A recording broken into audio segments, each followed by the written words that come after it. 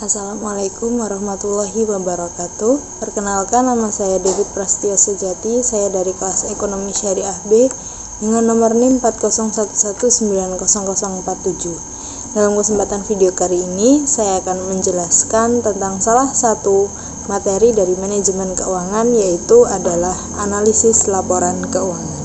Mari kita simak materi berikut ini. Dalam melakukan analisis suatu laporan keuangan, banyak sekali yang harus kita analisa. Salah satunya yang pertama adalah neraca. Nah, neraca itu adalah suatu laporan keuangan yang di dalamnya terdapat beberapa informasi mengenai akun-akun aktiva, serta hal-hal yang menjadi kewajiban perusahaan dalam satu periode. Nah, untuk penyajiannya, neraca itu ada yang berbentuk vertikal dan ada juga yang berbentuk horizontal. Nah, di sini saya berikan contoh untuk neraca yang berbentuk skontro atau horizontal di sini, dan selanjutnya adalah neraca yang berbentuk vertikal atau yang disebut stafel. Nah, biasanya perusahaan-perusahaan besar itu menggunakan neraca yang berbentuk stafel ini karena biasanya perusahaan besar itu akun-akunnya lebih banyak, jadi lebih mudah dilihat. Nah, untuk perusahaan-perusahaan yang lebih kecil atau yang akunnya hanya sedikit, itu biasanya menggunakan neraca dalam bentuk skontro atau yang horizontal ini. Yang kedua, selain neraca, ada juga yang harus kita analisis, yaitu nilai buku dan nilai pasar. Nah, nilai buku itu adalah nilai sebuah aset yang dinyatakan dalam pembukuan. Nah, contoh untuk penghitungan nilai buku itu adalah di sini saya berikan contoh, PT Laris Manis memiliki aset berupa komputer sebesar 500 juta yang dibeli di Januari 2019. Nah, perusahaan ini menggunakan metode penyusutan dengan metode yang garis lurus untuk menghitung besarnya penyusutan aset yang dimiliki. Ditetapkan masa manfaat dari komputernya itu adalah 5 tahun. Nah, maka penyusutan atas aset tersebut adalah 100 juta per tahunnya. Itu didapatkan dari 500 juta dibagi dengan 5 tahun. Jadinya kita mendapatkan 100 juta per tahun. Nah, dengan demikian penyusutannya itu adalah sebesar 100 juta. Nah, akumulasi penyusutan pada 31 Desember 2021 adalah 3 dikali 100 juta, yaitu adalah 300 juta.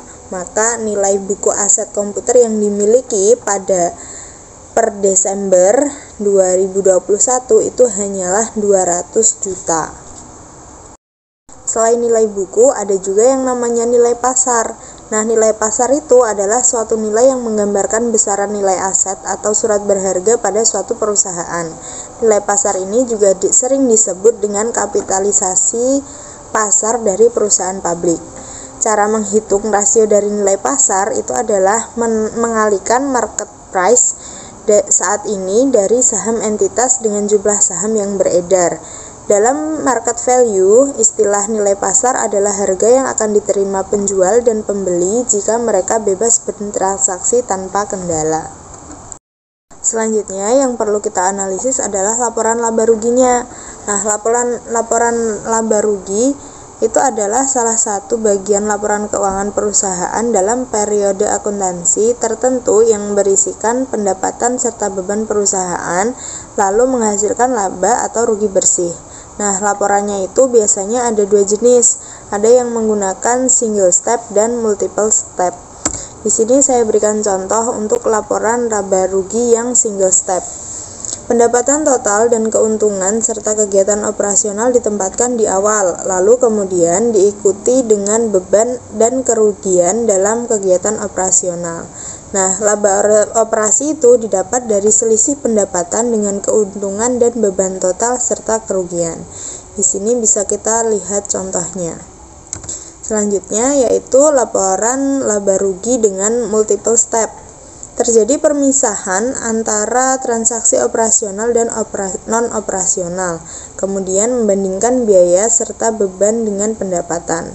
Nah, laba operasinya itu didapat dari terlihatnya perbedaan antara aktivitas biasa dan aktivitas yang tidak biasa atau yang disebut dengan insidentil. setelah menganalisis laporan laba rugi, kita juga harus menganalisis rasio keuangan.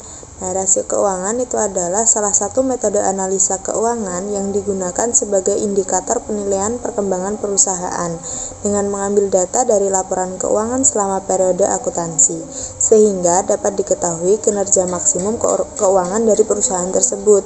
Nah, fungsi dari rasio ini sangat vital dalam sebuah keputusan perusahaan. Oleh sebab itu, sangat penting untuk dipelajari. Jadi, rasio keuangan itu harus betul-betul dipelajari di dalam suatu perusahaan. Selanjutnya, yaitu komparatif analisis dan trend analisis. Menurut Hasan, analisis komparasi atau perbandingan adalah prosedur statistik guna menguji perbedaan antara dua kelompok data atau variabel atau lebih.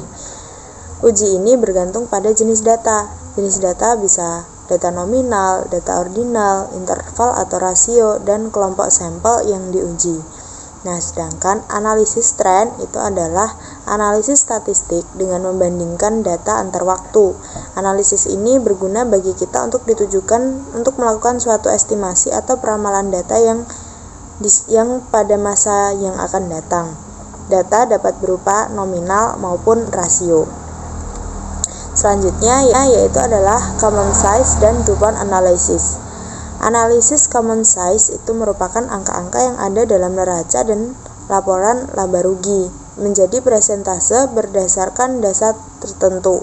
Untuk angka-angka di neraca, common base-nya adalah total aktiva. Hal ini artinya total aktiva dianggap 100%. Nah, sedangkan analisis DuPont itu adalah persamaan keuangan multilangkah yang memberikan wawasan tentang kinerja fundamental bisnis. Model DuPont itu memberikan analisis menyeluruh tentang metrik utama yang mempengaruhi laba atas ekuitas atau return on equity perusahaan. Istilah lain dari analisis DuPont itu adalah model DuPont. Nama-nama ini berasal dari DuPont Corporation, perusahaan yang menciptakan model baru pada tahun 1920. Oke, itu tadi penjelasan tentang materi analisis laporan keuangan yang dapat saya sampaikan. Untuk teman-teman yang belum bisa memahami materi yang saya sampaikan hari ini, silahkan ditanyakan untuk kita diskusikan bersama-sama. Saya akhiri, wassalamualaikum warahmatullahi wabarakatuh. Terima kasih.